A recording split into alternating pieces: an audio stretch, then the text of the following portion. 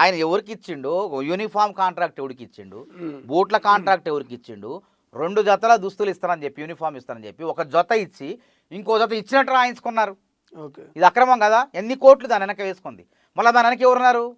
ఈయన మనుషులు. అవి అడిగిపోతాయి డబ్బులు, నిధులన్నీ కూడా ఈయన ఖాతాలోకి వెళ్ళిపోతాయి. మళ్ళీ ఎవడు దీన్ని వసూలు చేసేది? ఎవడు? జార్జ్ అనే ఒక కేరళ వాడిని పెట్టుకోండు వసూళ్ళకాయ.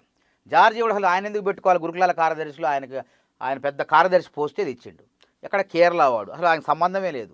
విద్యార్హతలు కూడా లేవు ఆయనకి. ఏది గురుకులాల్లో కార్యదర్శి చేయాలంటే దానికి అర్హతలు కూడా ఆయన పెట్టుకున్నాడు. ప్రైవేట్ కార్యదర్శికి ఏదో పెట్టుకున్నాడు. అంత అవసరం ఏమొచ్చింది?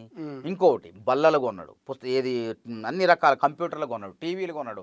ఎంత బల్ల అంటే 100 రూపాయలు ఉన్న బల్ల 1000 రూపాయలు. ఓకే. ఎంతోమంది వరంగల్ నుంచి ఒక కాంట్రాక్టర్ ఉండి కంప్లైంట్లు ఇచ్చారు ఆయన మీద. అరే నేను నా మంచి నాణ్యతతో ఇస్తానన్నా, నేను 50 రూపాయలకి ఇస్తాను, నాకు ఇవ్వకుండా 100 రూపాయలు 500 1000 రూపాయలకి ఇచ్చిండు. ఇది ఎక్కడ న్యాయం అని చెప్పి వాళ్ళు కూడా ఫిర్యాదు చేశారు. కానీ ఆ రోజు ప్రభుత్వంలో ఉండు కాబట్టి వాళ్ళు వెనక దగ్గారు. ఇక ఫిర్యాదులు అట్నే ఉన్నాయి, దాన్ని తీస్తాం, తిరగదోడతాం. ఆ ఫిర్యాదులన్నీ కూడా కృష్ణారెడ్డి ఉంది వరంగల్, ఆయన్ని కూడా తిరగదోడుతున్నాయి. ఇప్పుడు వదిలిపెట్టే ప్రసక్తే లేదు. కాబట్టి ఈ రకంగా గురుకులాల మొత్తం గోల్మాల్ చేసిన గురువింద ఆర్ఎస్ ప్రవీణ్ కుమార్. మళ్ళీ చెప్తున్నా, గురుకులాల్లో గోల్మాల్ చేసిన గురువింద ఆర్ఎస్ ప్రవీణ్ కుమారు.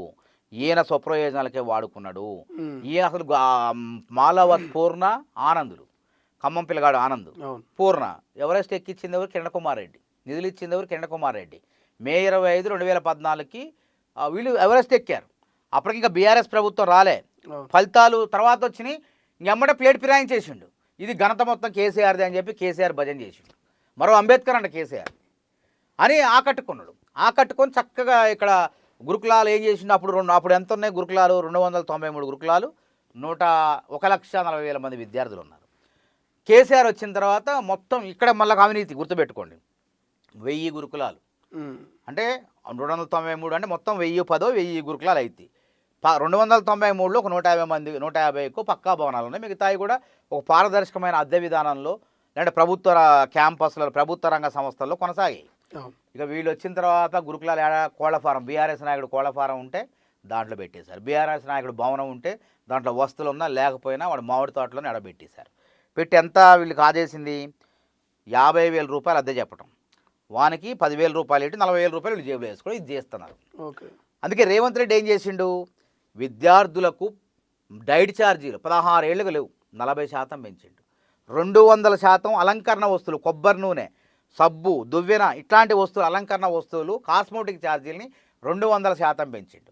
అరే గురుకులాలు మరి ఎంతకాలం అద్దె భవనాల్లో కొనసాగుదాం? అంటే వీళ్ళ ఏమవుతుంది? రేవంత్ రెడ్డి పక్కా భవనాలు కడతాడుగా, 200 కోట్లు పెట్టి ఇవాళే ఆది శ్రీనివాసు ప్రారంభించిండు. అలా నియోజకవర్గంలో 200 కోట్లు శంకుస్థాపన చేసిండు. 200 కోట్లు పెట్టి 76 నియోజకవర్గాలు నెక్స్ట్ వచ్చేసారి ప్రారంభం అవుతుంది, వచ్చే సంవత్సరం నాకు తెలిసి. 200 కోట్లు, 25 ఎకరాలు, ఆహ్లాదకరమైన వాతావరణం, కులాలు లేవు, మతాలు లేవు, అందరూ ఒక దగ్గర కూర్చొని చదువుకోవాలి అని చేస్తుంటే ఈ అద్దె పోయేవాడు ఎవరు? అద్దె భవనాలు ఎవరు? బీఆర్ఎస్ వాళ్ళేగా. వీళ్ళ పోతున్నాయి అని చెప్పి వీళ్ళ బాధ. అదేవిధంగా ఆన్లైన్ టెండర్లో రేవంత్ రెడ్డి తీసుకొస్తే ఎవరికి నష్టం? ఎందుకు అసలు వీళ్ళు గొడవ చేస్తున్నారంటే అవినీతి జరగకపోయినా వాళ్ళ బాధ ఏంటంటే వాళ్ళకి సంబంధించిన బినామీనికి రాలే, వాళ్ళకి సంబంధించిన దళారీలకు రాలే, రేవంత్ రెడ్డి ఈయనలే. ఇది అసలు కోపం, ఇది కోపం. కాబట్టి రచ్చరచ్చ చేయాలి, ఏదో ఒకటి చేయాలి, చికాకు చేయాలి అనేవాడు కుట్రతో ఉన్నారు. ఎవడన్నా ఆన్లైన్ పెడితే మరి చూపు మఫత్రాలు అంటాను, వానికి ఎట్లా వచ్చింది చూపి? వాడు ఏమైనా అక్రమాలు చేసిండా, లేకపోతే ఏమైనా టెండరు తక్కువ మరి ఎక్కువ పాడితే తక్కువకి ఇచ్చారా, లేకపోతే చూపి మరి వాడు ఎట్లా చేసిండు? ఎవడైనా పాడతాడు. మంచిగా నాణ్యతగా టెండర్ ఆన్లైన్లో దాఖలు చేస్తే నాణ్యత మళ్ళీ వస్తువులు, అదేవిధంగా ప్రభుత్వ ఖజానాకు గండి పడకుండా లాభం జరిగేటప్పుడు టెండర్ వేస్తాడు, వానికి టెండర్లు వస్తాయి. ఇదే కదా మరి. నువ్వు పారదర్శకత విధానం పాటించలేదు, కాంగ్రెస్ ప్రభుత్వం పారదర్శక విధానం పాటించింది. ఇప్పుడు ఆర్ఎస్ ప్రవీణ్ కుమార్ మీద కాంగ్రెస్ కుట్ర చేసే గన్మెన్లు తీసేయడము, లేకపోతే వాళ్ళ భార్య ఉద్యోగంలో కొంత కోతలు పెట్టడం అంటే ఇవన్నీ చేస్తుందని ఒక విమర్శ వస్తుంది. ఇంత దిగజాడు రాజకీయం ఇంకోటి లేదు. నువ్వు చేసినప్పుడు గుర్తు రాలేదు? ఎంతమంది భార్యలు నాశనం చేసిన నువ్వు, ఎంతమంది ఇబ్బంది పెట్టిను, ప్రిన్సిపాల్గా పనిచేసిన వాళ్ళని, నచ్చిన వాళ్ళని, అర్హత లేని వాళ్ళు తీసుకొచ్చి ఎంతమంది భర్తలని ఇబ్బంది పెట్టిను, భార్యలని భర్తలు ఇద్దరిని ఇబ్బంది పెట్టిండు. ఇప్పుడు గుర్తు రాలేదా? ఆయన ఇప్పుడు రేవంత్ రెడ్డి సర్కార్ ఏం చేసింది?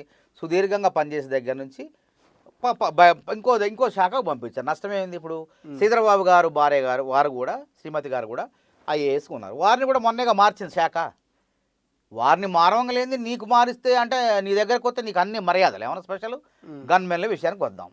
ఇప్పుడు తెలంగాణలో పోలీసు భద్రత పొందేవాళ్ళు 585 మంది ఉన్నారు లెక్క. ఓకే. ప్రతి సంవత్సరం ఇంటెలిజెన్స్ విభాగాలు, కేంద్ర భద్రతా సంస్థలు ఇవన్నీ కూర్చొని రాష్ట్ర డీజీపీ వీళ్ళంతా కూర్చొని వార్షిక నివేదికను ప్రకటిస్తాయి.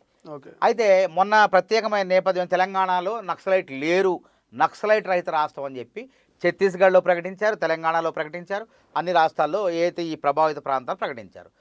ప్రకటించినప్పుడు అన్ని రాష్ట్రాల్లో లాగానే మన రాష్ట్రంలో కూడా వార్షిక నివేదిక ఓకే. పెట్టారు. పెట్టిన తర్వాత 585 మంది భద్రత ఇస్తున్నాం. వీళ్ళల్లో 141 మందికి భద్రత అవసరం లేదు, ఈ మిగతా వాళ్ళకి కుదించాలి, భద్రత కుదించాలని చెప్పారు. మరి ఈయనకన్నా పెద్ద ర్యాంక్ ఉన్న వాళ్ళకి కూడా తొలగించారు, బుల్లెట్ ప్రూఫ్ వాహనాలు తొలగించారు. ఈయనకన్నా పెద్ద ర్యాంక్ ఉన్న వాళ్ళకి కూడా, ఈయన ఐజీ ర్యాంక్ కదా, ఈయనకన్నా పెద్ద ర్యాంక్ ఉన్న వాళ్ళని తొలగించినప్పుడు ఈయన ఒక్కడికే తొలగించాలని ఎందుకు ప్రచారం చేసుకుంటాం? అంటే వాళ్ళు ఎందుకు మాట్లాడలేదు? అంటే వాళ్ళ రాజకీయాలు అవసరం లేదు వాళ్ళకి. ఇట్లాంటి చిల్లర రాజకీయాలు చేసి చిల్లర రాజకీయ నాయకుడు అర్థమైంది. కాబట్టి ఇది దీన్ని రాజకీయానికి వాడుకుంటుంది పెద్దాన్ని కూడా.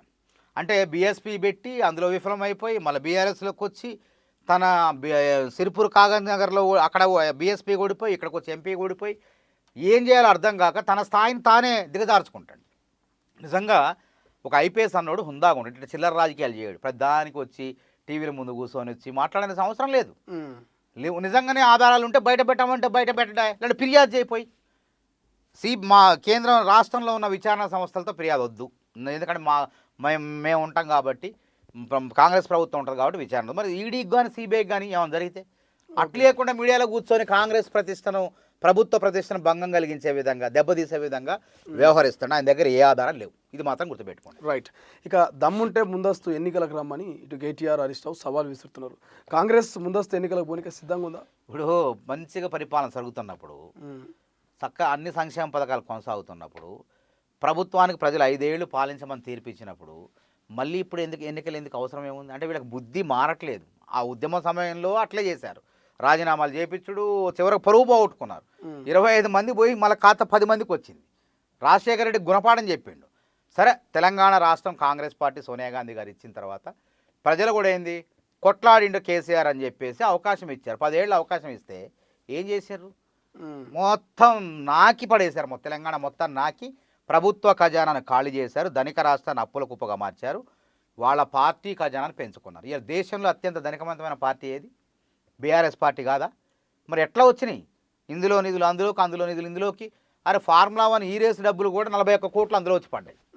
58 కోట్లు 56 కోట్లు పౌండర్ రూపంలో తప్పు అక్రమం అసలు పంపడం. ఆడి బొంగలో మళ్ళీ ఆడేవాడు మళ్ళీ ఖాతా 41 కోట్లు వేసిన వెంబట తెల్లారి. అంటే ఇన్ని అక్రమాలు చేసి ఇవాళ మళ్ళీ ప్రభు ఎన్నికలు రా అంటే మాకేం భయం లేదు, ఎందుకంటే మొన్న వచ్చినాయి, ఉప ఎన్నిక వచ్చింది. ఎవరు గెలిచారు? కంటోన్మెంట్ మీ సీట్ను మేము గెలిచినాం, బుద్ధి రాలే. అయినా జూబ్లీస్ ఉప ఎన్నిక జరిగింది, మీ సీట్ను ఎవరు గెలిచారు? కాంగ్రెస్ గెలిచింది. మొన్న పంచాయతీ ఎన్నికల్లో ఎవరు గెలిచారు? కాంగ్రెస్కి ఎక్కువ స్థానాలు వచ్చినాయి. అదేవిధంగా మున్సిపాలిటీలు ఎవరికి ఎక్కువ స్థానాలు వచ్చినాయి? కాంగ్రెస్కి వచ్చినాయి. ఓపీ భట్రాది ఎందుకు మళ్ళీ ఎందుకు? రేపు జీహెచ్ఎంసీ నాకు తెలిసి డిసెంబర్లో రావాలి ఎలక్షన్, యాక్చువల్లీ ఆగస్టులో జరగాలి. సరే, ఈ ఎస్ఐఆర్ దీనివల్ల జాప్యం అయింది అనుకోండి, రేపు డిసెంబరు, నవంబరు, డిసెంబరు జీహెచ్ఎంసీ ఎన్నిక జరగాలి కదా.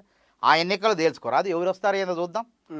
మొన్న 4-3 ఎన్నికలు స్పష్టంగా కనపడిన తర్వాత ఇంకా బుద్ధి రాకుండా, నిర్మాణాత్మక ప్రతిపక్షంగా వ్యవహరించకుండా ఇష్టం వచ్చినట్టు చేతగాని ఆరోపణలు చేస్తున్నారు. ఇక ముఖ్యమంత్రి రేవంత్ రెడ్డి ప్రజా జీవితాన్ని మొదలుపెట్టి నేటితో 20 ఏళ్ళు పూర్తయిన సందర్భంగా సంబరాలు జరుగుతూ ఉన్నాయి ఆ గ్రామానికి వెళ్ళినటువంటి సిచ్యువేషన్. సో ఏం చెప్తారు? రేవంత్ రెడ్డి గారితో మీకు చాలా అనుబంధం ఉంటుంది, ఆయనతో చాలా కలిసి ట్రావెల్ చేశారు. సో ఏం చెప్తారు? నిజంగా ఇది చారిత్రాత్మకమైనటువంటి అంశం. ఇది నాకు తెలిసి చరిత్రలో ఆ రోజే చెప్పాను నేను. ఓకే. ఒక జెడ్పీటీసీ నుంచి ఆయన ప్రస్థానం ప్రారంభమైంది, 20 ఏళ్ల క్రితం ప్రారంభమైంది. ఒక జెడ్పీటీసీ ఇండిపెండెంట్ అంటే స్వతంత్ర అభ్యర్థిగా జెడ్పీటీసీ, తర్వాత స్వతంత్ర అభ్యర్థిగా ఎమ్మెల్సీ, ఆ తర్వాత ఎమ్మెల్యే, ఆ తర్వాత ఓడిపోయిన తర్వాత 2018లో ముందస్తు ఎన్నికల్లో ఓడిపోయినా మళ్ళీ ప్రజలు రేవంత్ రెడ్డిని మల్కాజ్గిరి ప్రజలు ఎంపీకి గెలిపించారు. ఆ గెలిపించిన క్రమంలోనే ఆయన పీసీసీ ప్రెసిడెంట్ అయిపోయిండు. అయిపోయిన తర్వాత ఏ విధంగా కేసీఆర్ పైన కొట్లాడిన ప్రజలందరూ చూశారు. చూసిన తర్వాత కాంగ్రెస్ని గెలిపించారు. అధిష్టానం కూడా పుష్కలంగా ఆయనకు ఆశీస్సులు ఇచ్చింది, ముఖ్యమంత్రి చేశారు. అంటే ఇట్లాంటి చరిత్ర నాకు తెలిసి అరుదు, ఇంకెవరు కూడా కాలేరు అట్లా. అన్ని పదవులు అనుభవించారు. నాకు తెలిసి తెలంగాణ కానీ తెలుగు రాష్ట్రాల్లో ఈ విధంగా నాయకుడుగా కింది స్థాయి నుంచి పెద్ద స్థాయికి, పై స్థాయికి, ముఖ్యమంత్రి స్థాయికి ఎదగటం అనేది ఇంకెవరి వల్ల కూడా కాదు అనిపిస్తుంది నాకైతే. కాబట్టి నిజంగా ముఖ్యమంత్రి రేవంత్ రెడ్డి గారిని మనం అందరం కూడా ఈ సందర్భంగా వారి 20 ఏళ్ల రాజకీయ ప్రస్థానంలో ఏ విధంగా ఎదిగారో దాన్ని మనందరం కూడా వారికి అభినందనల శుభాకాంక్షలు జరపాలి. అదేవిధంగా రేపటి తరం మాలాంటి నాయకులకు ఈ యొక్క వీరు ఎదిగిన తీరు ఆదర్శంగా తీసుకోవాలి ఓకే. తప్పకుండా. ఎందుకంటే అక్కడే ఆగిపోతాం మనం, అయితమా కామని. కానీ రేవంత్ రెడ్డి ప్రతిదీ కూడా సవాల్గా తీసుకు జైళ్లను పోయి ముద్దాడి వచ్చిండు, దేన్ని లెక్క చేయలే, నిర్బంధాలను ఎదుర్కొన్నాడు, ఎన్ని రకాల అవమానాలు చేసినా తట్టుకున్నాడు. ఇలా అట్లాంటి వ్యక్తిని ప్రజలు ముఖ్యమంత్రిగా ఎన్నుకున్నారు. కాబట్టి ఈయన జీవితం అనేది నిజంగా రాజకీయాల్లో ఉన్న వాళ్ళకి ప్రతి ఒక్కళ్ళకి కూడా ఆదర్శమే. ఒక నాయకుడు అనేవాడు కింది నుంచి పై స్థాయికి ఎట్లా ఎదగవచ్చు. 20 ఏళ్ళకి అది తక్కువ కాలం వల్ల కూడా కాంగ్రెస్ పార్టీలో ముఖ్యమంత్రి కావటం అంటే అంత ఆషామాషి కాదు. ఎంతో యోధులు ఉంటారు. ఈయన రేవంత్ రెడ్డి ఏమన్నా శ్రీమంతుడా? మామూలు ఒక పోలీస్ పటేల్ అంటే వ్యవసాయదారు కుటుంబం అయింది. మరి అందులో భూస్వాములు ఉన్నారు, దొరలు ఉన్నారు రెడ్లలో చాలామంది. కానీ వాళ్ళందరినీ దాటుకొని కాంగ్రెస్లో యోధులను దాటుకొని చాకచక్యంతో తనకు రాజకీయమైనటువంటి ఆలోచనలతో అటు అధిష్టానాన్ని మనసును దోచిండు, ఇటు రాష్ట్ర ప్రజల మనసు దోచిండు, ముఖ్యమంత్రి అయ్యిండు. కాబట్టి ఇట్లాంటి చరిత్ర సువర్ణాక్షరాలతో లిఖించబడుతుంది. రేవంత్ రెడ్డి గారు ఆయన ఎదుగుదలని తప్పకుండా ఈ దేశ చరిత్రలో సువర్ణాక్షరాలతో లిఖించబడుతుంది. థ్యాంక్ యూ సో మచ్ మానవతరాయ్ గారు. సో ఇది మొత్తం మీద తెలంగాణలో కాంగ్రెస్ మళ్ళీ అధికారంలోకి రాబోతుంది. ముందస్తు ఎన్నికలు అవసరం లేదు, మేము ప్రజలకు చేసింది, ప్రజలు మాకు మళ్ళీ భవిష్యత్తులో అవకాశాన్ని ఇస్తారు. సో ప్రజాక్షేత్రంలో తేల్చుకుందాం, ఇంకా తొందర ఎందుకు పడుతున్నారంటూ ప్రతిపక్షాలకు ఘాటైనటువంటి కౌంటర్ అయితే మానవతరాయ్ విస్తున్నట్టు పరిస్థితి. చూద్దాం ఈ సవాల పర్వం ఇక్కడితో ఆగుతుందా, లేకపోతే మరింత ముదిరి తెలంగాణ రాష్ట్ర రాజకీయాలు వేడిగా మారబోతున్నాయని.